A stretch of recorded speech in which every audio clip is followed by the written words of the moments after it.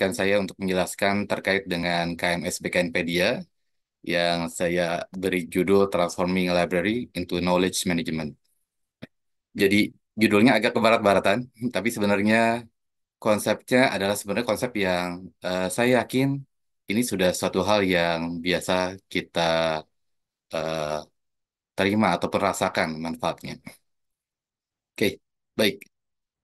Sebelum ke materi, Bapak Ibu izin, ada yang masih ingat atau mengetahui gambar ini?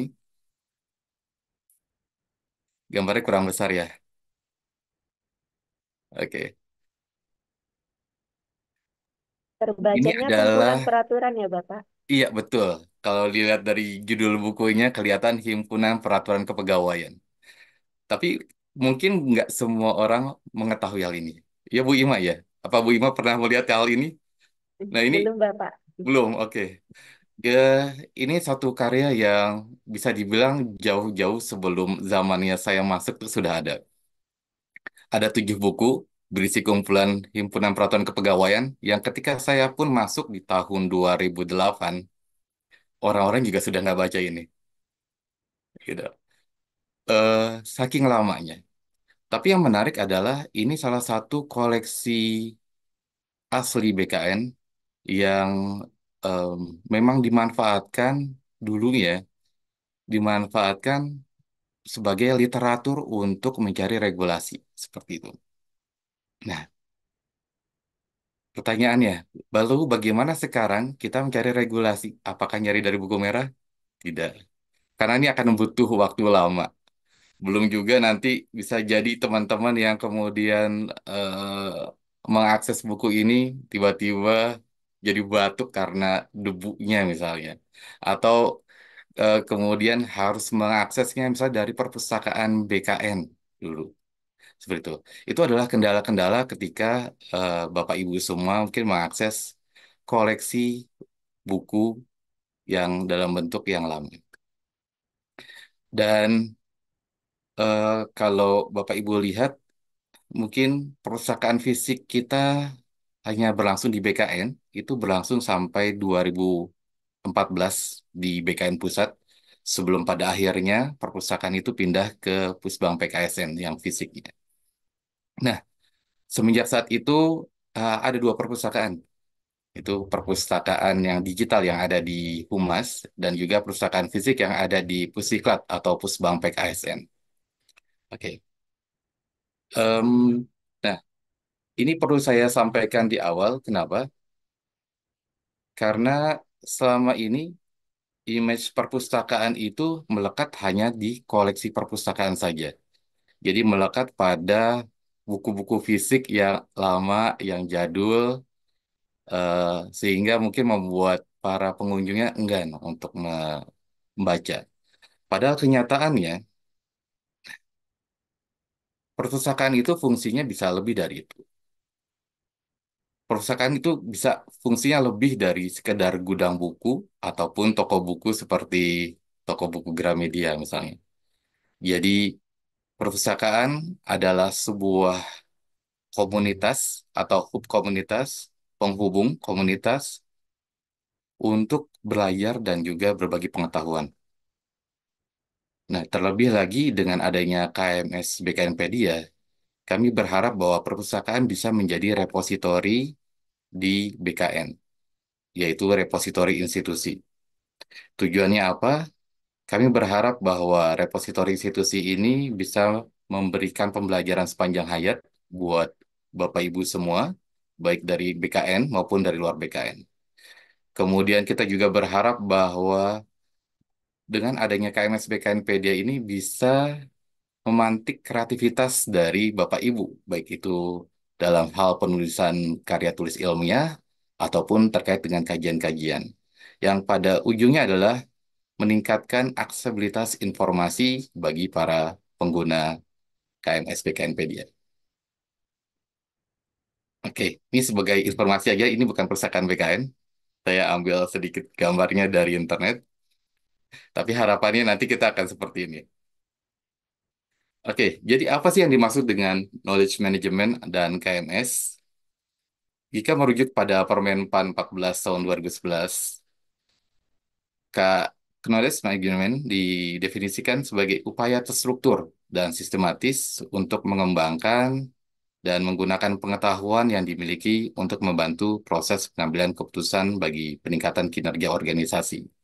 Jadi, dari definisi saya ini saja dapat ditarik kesimpulan bahwa KM ini sangat urgen untuk dimiliki oleh instansi manapun, baik instansi baik ini BKN maupun kementerian lembaga lainnya.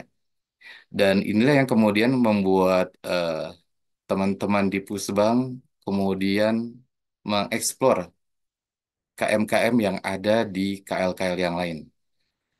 Kami mengunjungi beberapa kementerian yang telah menerapkan KM yang sangat luar biasa.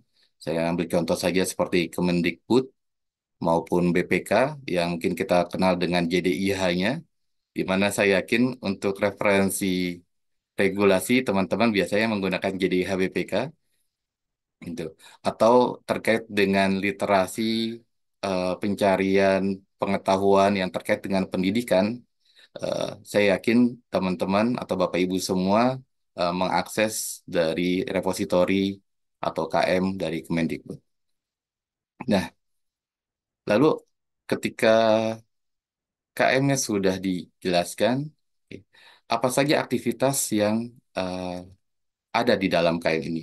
Jadi aktivitasnya ini meliputi beberapa tahapan yang mungkin secara definisi bisa berbeda-beda. Tapi pada intinya, tahapan dalam KM ini yaitu meliputi tahapan dalam pengumpulan pengetahuan, kemudian tahapan untuk menyimpan pengetahuan, kemudian mengolah pengetahuan untuk ditemukan kembali, kemudian penyebaran serta evaluasi untuk penyempurnaan yang pada akhirnya nanti penyempurnaan tersebut kemudian digunakan lagi untuk menjadi suatu pengetahuan yang baru. Nah, untuk mewujudkan itu semua, kemudian KMS BKNpedia hadir dalam berupa teknologi atau dalam berupa satu teknologi yang kita beri nama sebagai KMS BKNpedia. Oke, tadi saya sempat menyinggung tentang tujuan KMS, di antaranya adalah meningkatkan efisiensi organisasi, di mana nantinya informasi-informasi maupun pengetahuan yang dimiliki baik individu yang merupakan dari tacit knowledge maupun dari pengetahuan organisasi lainnya yang mungkin tersimpan di unit-unit berupa eksplisit maupun implicit knowledge itu bisa terkumpul di dalam KMS ini. Nah, harapannya tadi dalam siklus KM tadi akan tercipta suatu pengetahuan baru yang kemudian diharapkan menjadi pengetahuan bersama baik bagi yang dapat dimanfaatkan oleh teman-teman atau pegawai di BKN maupun ASN secara keseluruhan. Oke, ini saya mengambil dari LinkedIn. Ada beberapa atau banyak sekali manfaat KM kalau Bapak Ibu bisa eh, lihat di sini. KM itu digunakan untuk pengambilan keputusan yang lebih baik. Tuh. Tadi sempat disinggung oleh Ibu Nunik di awal beberapa koleksi yang kami miliki, yang dimiliki oleh KMS BKNpedia. Nah, diharapkan ketika koleksi-koleksi ini semakin bertambah, maka akan memberikan kemudahan bagi pengambil keputusan, baik pimpinan maupun teman-teman yang akan melakukan pengambilan keputusan eh, akan menjadi lebih mudah di sini. Kemudian, yang akan dirasakan dengan kehadiran KMS BKNpedia adalah kemudahan dalam mencari informasi. Tadi sudah sampaikan juga ada fitur pencarian, baik pencarian secara umum maupun pencarian yang lebih spesifik, yang memungkinkan Bapak Ibu untuk mencari informasi melalui subjek-subjek di bidang manajemen ASN ataupun di bidang kepegawaian. Yang lainnya terkait juga penggunaan ide kembali. Jadi dan juga pemanfaatan ide maupun dokumen kembali. Jadi seperti Bapak Ibu ketahui, koleksi-koleksi yang ada di KMS BKNpedia diantaranya merupakan hasil gagasan dari Bapak Ibu pegawai di BKN. di mana ide-ide yang ada seperti dalam policy brief itu bisa dimanfaatkan untuk kemudian diimplementasikan kembali, baik di unit kerja maupun instansi secara keseluruhan. Dan ini juga dapat dimanfaatkan oleh instansi-instansi lain, gagasan-gagasan yang ada dalam policy brief. Demikian juga dalam karya ilmiah maupun dalam makalah-makalah. Hal yang lainnya terkait dengan manfaat KM ya adalah menghindari pengulangan. Nah, jadi seperti kita ketahui, banyak isu-isu kepegawaian yang terjadi itu sebenarnya terjadi karena kurangnya informasi terkait dengan topik tersebut. Seperti itu.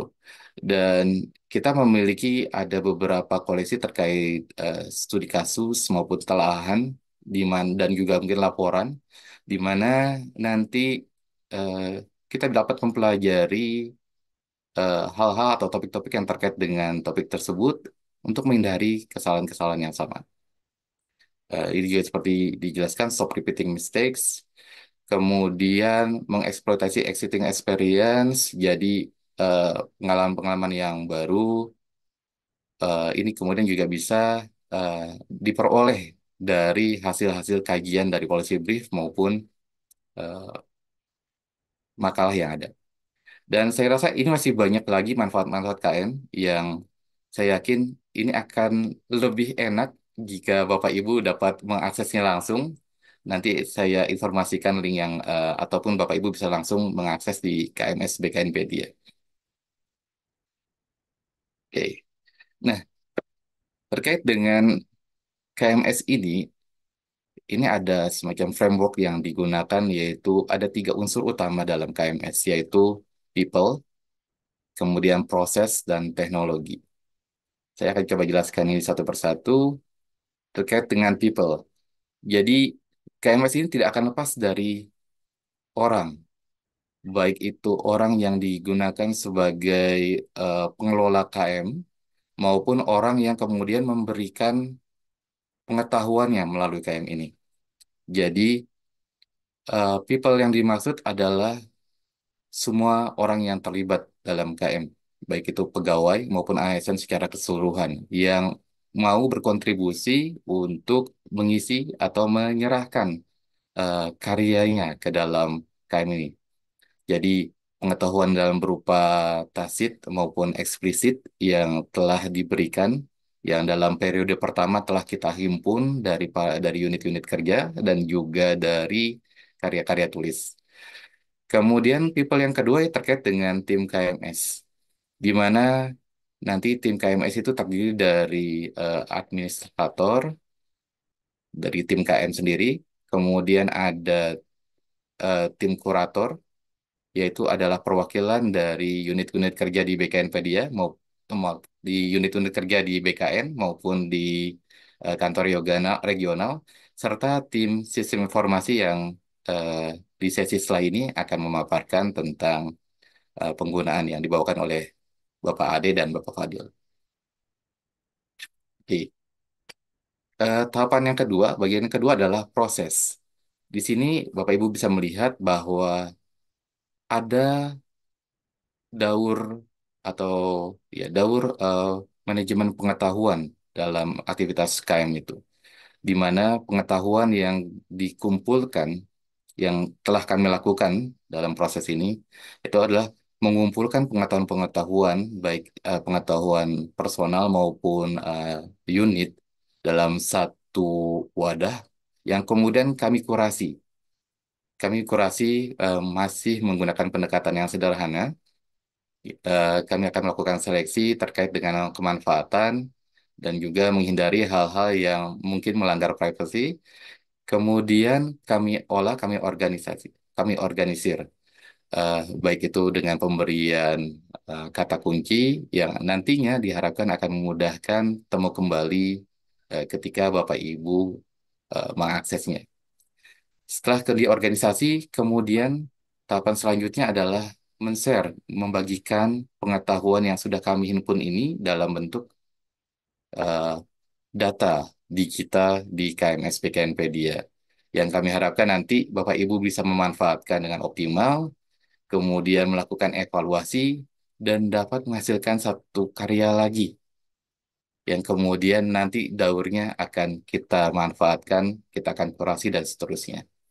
Ini satu proses yang tidak akan terhenti, yang tidak akan eh, berhenti hingga eh, proses ini eh, menghasilkan satu karya-karya baru dan kemudian akan kita tampilkan kembali di KMS Wikipedia. Oke, tadi sudah disinggung oleh Ibu Nuni tampilan dari KMS Wikipedia. Saya tampilkan secara offline saja. Bapak Ibu bisa melihat KMSpedia, ada link berikut di bknpedia.bkn.go.id/kms. Ini merupakan bagian ketiga, yaitu teknologi dalam proses KMS. Nah, tadi juga sudah disinggung, kita mengklasifikasikan pengetahuan BKNpedia ke dalam 5 rumah yang kita sebut. Pertama kasus dan telahan, kemudian video kepegawaian, ada polisi brief, kemudian koleksi perpustakaan dan karya ilmiah. Dalam prosesnya ini dari unit kerja untuk mengumpulkan ataupun menyerahkan koleksi yang dimiliki. Dan sejauh ini eh, Bapak Ibu bisa melihat ini adalah jumlah koleksi yang sekarang telah kita kumpulkan dan ongoing masih berlanjut. Untuk kasus dan telahan, ini adalah 5 koleksi, kemudian video kepegawaian yang kita peroleh dari baik unit kerja, bagian pusat maupun paparan atau presentasi dari narasumber-narasumber BKN, dari BKN yang kemudian mengisi di instansi-instansi yang lain. Kita berikan linknya, eh, kita tidak mendownload secara utuh, tapi kita memberikan akses linknya yang mengarah kepada YouTube dari masing-masing KL.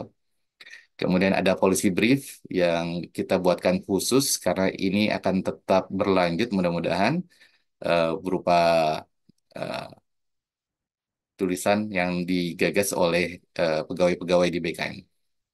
Kemudian untuk koleksi perpustakaan, rencananya nanti ini akan menggabungkan antara koleksi yang klasikal, koleksi yang dimiliki oleh database perpustakaan, dan koleksi digital yang sekarang ini Bapak Ibu bisa melihat jumlahnya ada 228, dan kami menggunakan atau mengumpulkan koleksi-koleksi yang tadi dijelaskan, yaitu eh, e-book yang sifatnya open dan juga jurnal yang sifatnya open, terbuka untuk diakses. Eh, ini sangat menarik untuk digunakan karena banyak buku-buku kepegawaian atau di bidang manajemen ASN atau yang terkait dengan hal tersebut yang dapat diakses secara cuma-cuma. Dan ini sebagian besar atau mungkin kebanyakan adalah buku-buku berbahasa Inggris Mana yang mana? yang Casannya dong, yang biasa buku-buku kamu bahasa pakai. Inggris yang Emang eh, iya. secara pembiayaan, kalaupun memang kita beli sendiri ini jumlahnya lumayan mahal gitu. Tapi ini adalah satu hal yang baik ya ketika kita berbagi pengetahuan seperti ini ada em, kita nyebutnya ada suatu database, kita nyebutnya open book yang kemudian memungkinkan kita untuk mengakses secara cuma-cuma. Dengan jumlah yang ini, dengan jumlah sebanyak 228 e-book yang ada, dengan rata-rata buku jika buku tersebut dijual bebas oleh para penerbitnya, itu kurang lebih kita bisa melakukan penghematan hingga ratusan juta seperti itu. Dan yang terakhir terkait dengan karya ilmiah, nah ini adalah hasil dari karya tulis teman-teman, baik dari mahasiswa pendidikan ilmu kepegawaian berupa tugas akhir dan juga makalah-makalah teman-teman yang melakukan pengisian ijazah. Namun sampai saat ini akses yang diberikan masih berupa abstraksi. Kita akan coba berupaya agar karya-karya ini bisa lebih ditingkatkan lagi aksesnya maupun juga jumlahnya. Oke, eh, ini tadi sudah dijelaskan kasus dan telahan. banyak hal yang menarik eh, dari sumber atau data-data yang diberikan oleh eh, rekan-rekan dari unit kerja. Saya ambil contoh di sini adalah Bank Data Kasus Direktorat. Nah, ini ketika kami mengumpulkan dan kami naikkan ke dalam KMS Wikipedia, ternyata banyak yang penasaran, banyak yang tertarik gitu terkait dengan kasus-kasus yang terjadi atau kasus-kasus apa yang ada di dalam pensiun seperti itu. Dan saya yakin di unit-unit teknis banyak hal yang serupa.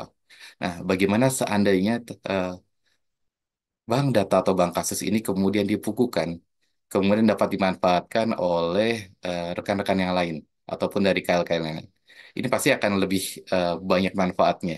Dan ini juga akan lebih meminimalisir eh, pertanyaan-pertanyaan atau mungkin perjalanan-perjalanan dinas ya misalnya terkait dengan permasalahan isu-isu yang mungkin akan ditanyakan oleh teman-teman dari daerah atau instansi pusat gitu. Jadi bank data kasus ini kemudian merangkum itu semua. Oke. Kemudian juga dengan video kepegawaian eh, di BKN sendiri kita sudah ada BLC, oh sorry CMB, coaching, mentoring dan belajar mandiri.